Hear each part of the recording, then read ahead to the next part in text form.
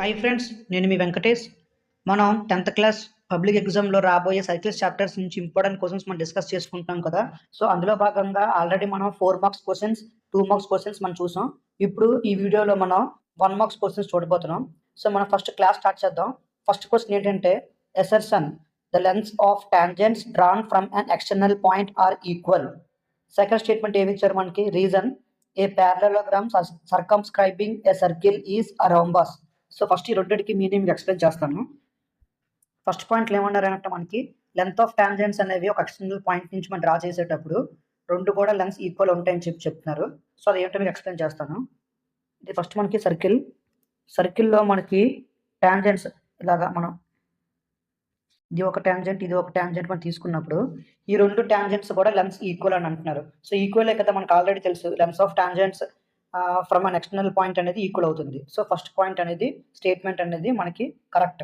Next second ఏమి ఇచ్చారు మనకి, parallelogram circumscribing a circle is a rhombus. So ఇలాగా ఒక సర్కిల్ కి parallelogram అనేది సర్కమ్స్క్రైబింగ్ అయ్యేటప్పుడు అది రోంబస్ అవుతుందని చెప్పారు. ఆల్రెడీ మనం ప్రీవియస్ గా చేసాం. ఏం చేసాం, మనకి ఇటు మొత్తం 4 కార్నర్స్ కి మనకి అంటే 4 ఎక్స్టర్నల్ పాయింట్స్ తీసుకున్నాం. ఆ 4 ఎక్స్టర్నల్ పాయింట్స్ నుంచి కూడా మనకి 8 టాంజెంట్స్ వచ్చాయి. Lens of tangents equal. So దాన్ని బట్టి మనకి పారలోగ్రామ్ మనకి రాంబస్ అయింది కదా.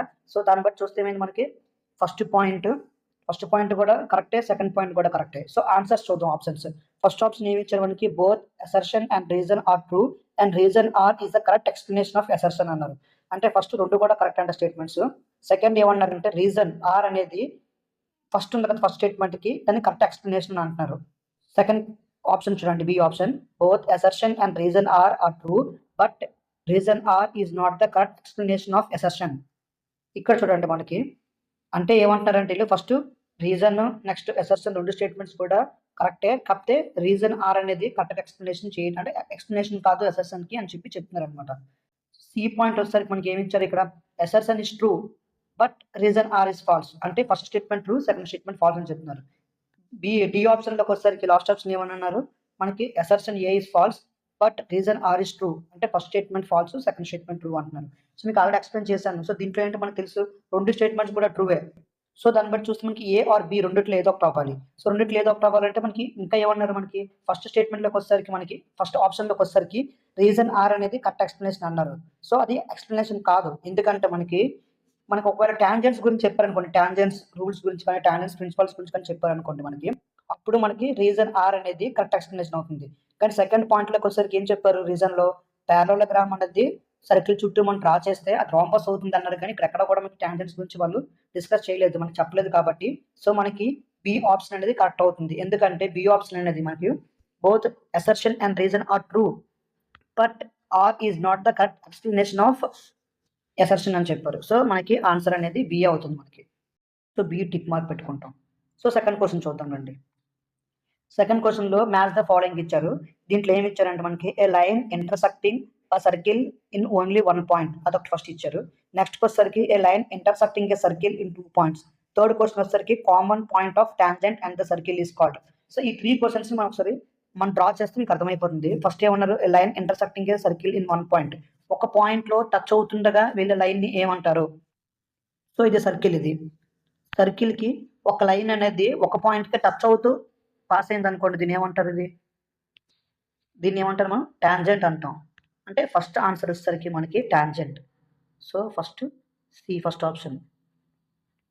ఓకే, నెక్స్ట్ వచ్చేసరికి మనకి a line intersecting a circle in 2 points. అంటే ఒక లైన్ వచ్చేసి సర్కిల్ కి 2 points లో ఇంటర్సెక్ట్ అవుతుంది. అంటే ఏంటది, సపోజ్ మన సర్కిల్ ఉంది, సర్కిల్ కి ఒక లైన్ అనేది 2 points లో ఇంటర్సెక్ట్ అవుతుంది అన్నారు. అంటే ఇలా అనుకోండి. సో దీన్ని ఏమంటాం మనం, సీకెంట్ అంటాం మనం.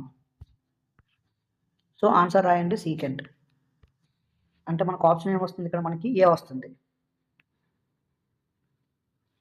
నెక్స్ట్ థర్డ్ క్వశ్చన్ ఏమన్నారు మనకి, the common point of tangent and the circle is called. Already first మనకి ఎక్స్ప్లెయిన్ చేసి కదా చెప్తున్నాను చూడండి. కామన్ పాయింట్ అన్నారు చూడండి, common point of tangent and circle కి టాంజెంట్ కామన్ పాయింట్ అంటే పైన వేసిన ఫిగర్ లో చూడండి, ఈ పాయింట్ ఉంది కదా, బ్లూ కలర్ తో వేస్తున్నాను. అంటే ఈ పాయింట్ ని మనం ఏమంటాం, మనం పాయింట్ ఆఫ్ కాంటాక్ట్ అంటాం. సో ఆప్షన్ వచ్చేసరికి మనకి ఇక్కడ ఏమవుతుంది, బి అవుతుంది. అంటే మనకి ఈ ఏమని వచ్చి మనకి సిఏబి వచ్చింది. సో సిఏబి ఎక్కడ ఉంది మనకి 4 ఆప్షన్స్‌లో మనకి ఏ ఆప్షన్‌లో ఉంది. సో ఏ ఆప్షన్ అనేది కరెక్ట్. ఓకే. నెక్స్ట్ క్వెషన్ చూద్దాం. అసర్షన్ రీజన్ ఇచ్చారు. ఫస్ట్ స్టేట్మెంట్ ఏమి మనకి there is no tangent to a circle passing through a point lying inside the circle. First statement ఏమన్నారంటే పాయింట్ అనేది సర్కిల్‌లో ఉంటుండగా మనకి టాంజెంట్ అనేది ఉండదు అన్నారు. అది కరెక్టే కదా! ఎందుకంటే మనకి టాంజెంట్ రావాలనుకుంటే సర్కిల్ ఆన్ ద సర్కిల్ రావాలి. ఆర్ సర్కంఫరెన్స్ మీద ఉండే పాయింట్ ఉంటేనే దాన్ని టాంజెంట్ అని మనం చెప్పగలుగుతాం. కానీ ఇక్కడ ఏమొచ్చింది మనకి ఇన్సైడ్ అన్నారు. సో అందుకని ఫస్ట్ స్టేట్మెంట్ అనేది ఫాల్స్. సెకండ్ స్టేట్మెంట్ చూడండి. There is one and only tangent a circle to a circle passing through a point. అంటే ఒక పాయింట్ నుంచి ఓన్లీ ఒక టాంజెంటే వెళ్తుందన్నారు. అది కరెక్టే కదా! మీరు కావాలంటే చూడండి ఇక్కడ డ్రా చేసి చూపిస్తాను. చూడండి ఒక టాంజెంట్ ఉంది. సో టాంజెంట్ మనకి ఒక్క పాయింట్ ద్వారాగా మనం ఎన్ని డ్రా చేయగలం మనం? ఒకటే డ్రా చేయగలం ఇలాగా.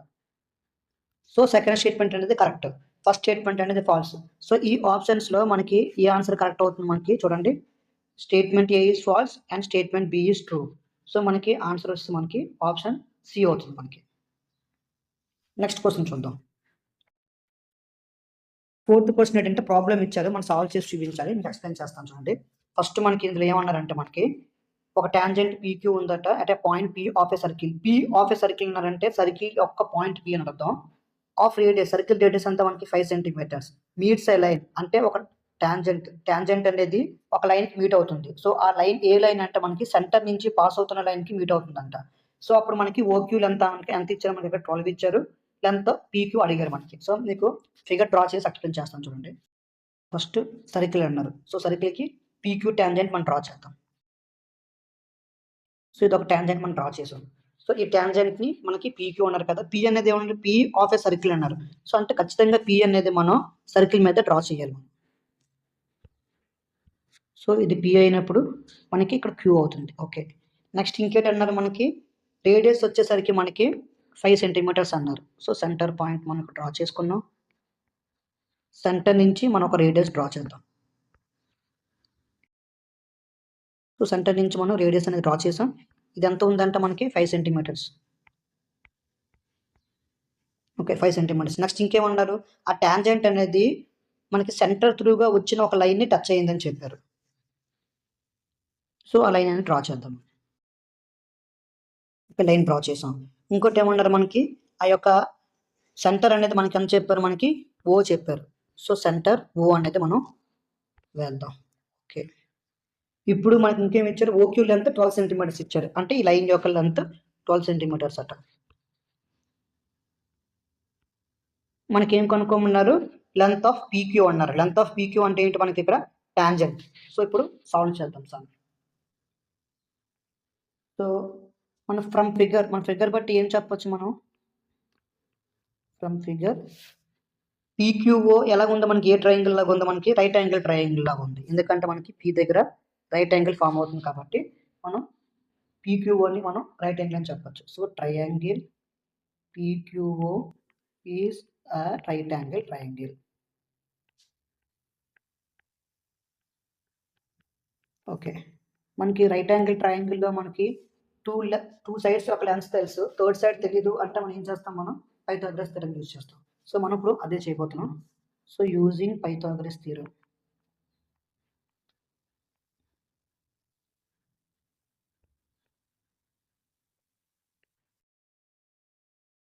సో పైథాగరస్ థియరం మనకి ఏం చెప్తుంది మనకి ఇక్కడ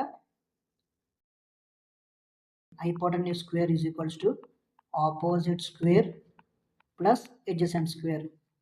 సో ఇప్పుడు ఈ ఫిగర్‌లో మనకి హైపోటెన్యూస్, ఆపోజిట్, అడ్జసెంట్ మనం ఫైండ్ అవుట్ చేయాలి. ఎప్పుడన్నా హైపోటెన్యూస్ తెలియాలంటే ఏం చేయమని చెప్పాను మీకు ఆల్రెడీ ప్రీవియస్‌గా ట్రిగ్నోమెట్రీ ప్రాబ్లమ్స్ చెప్పాను.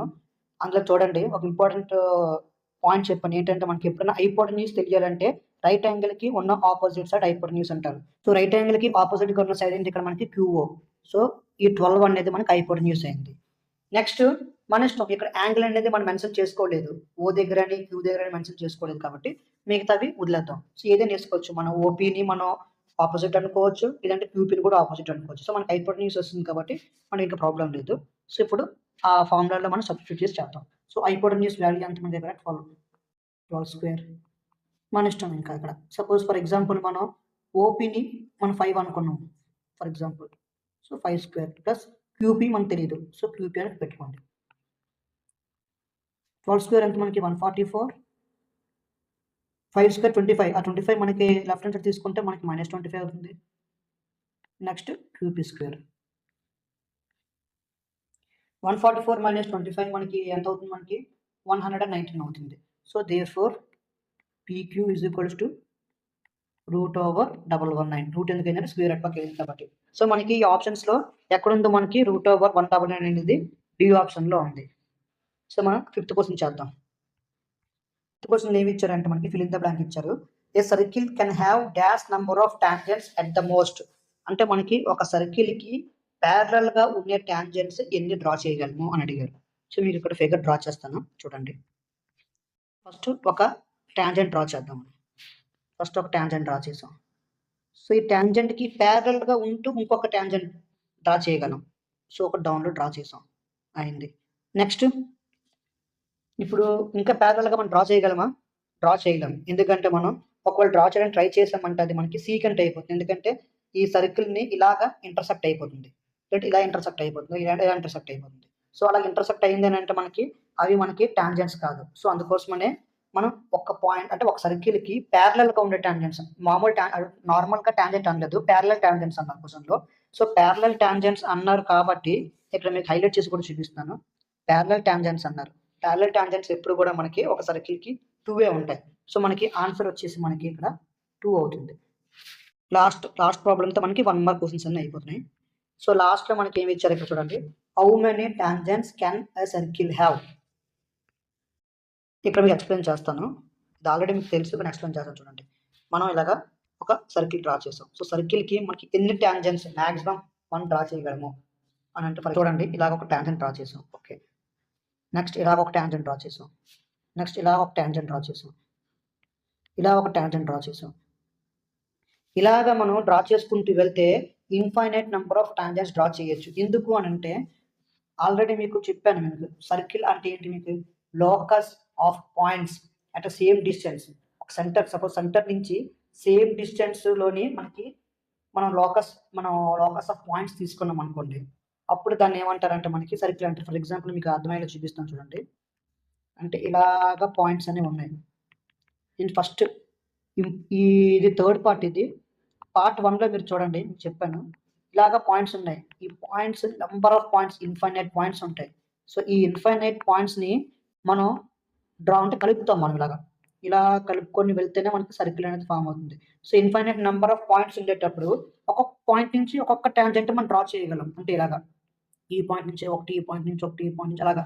సో అలాంటప్పుడు మనకి ఇన్ఫైనైట్ నెంబర్ ఆఫ్ పాయింట్స్ ఉంటాయి కాబట్టి మనకి టాంజెంట్స్ కూడా మనకి ఇన్ఫైనైట్ నెంబర్ ఆఫ్ టాంజెంట్స్ ఉంటాయి. సో దీనికి ఆన్సర్ ఏంటి, మనకి infinite number of tangents, infinite number of tangents answer. So ఇక్కడతో మనకి 10th క్లాస్ పబ్లిక్లో సర్కిల్స్ నుంచి రాబోయే ఇంపార్టెంట్ ప్రాబ్లమ్స్ అన్ని కూడా నేను ఎక్స్ప్లెయిన్ చేస్తాను. సో మీకు ఈ 3 పార్ట్స్లో కూడా మీకు ఏమైనా డౌట్ ఉంటే కమెంట్ సెక్షన్లో పెట్టండి, నేను మీకు డౌట్ని క్లియర్ చేస్తాను.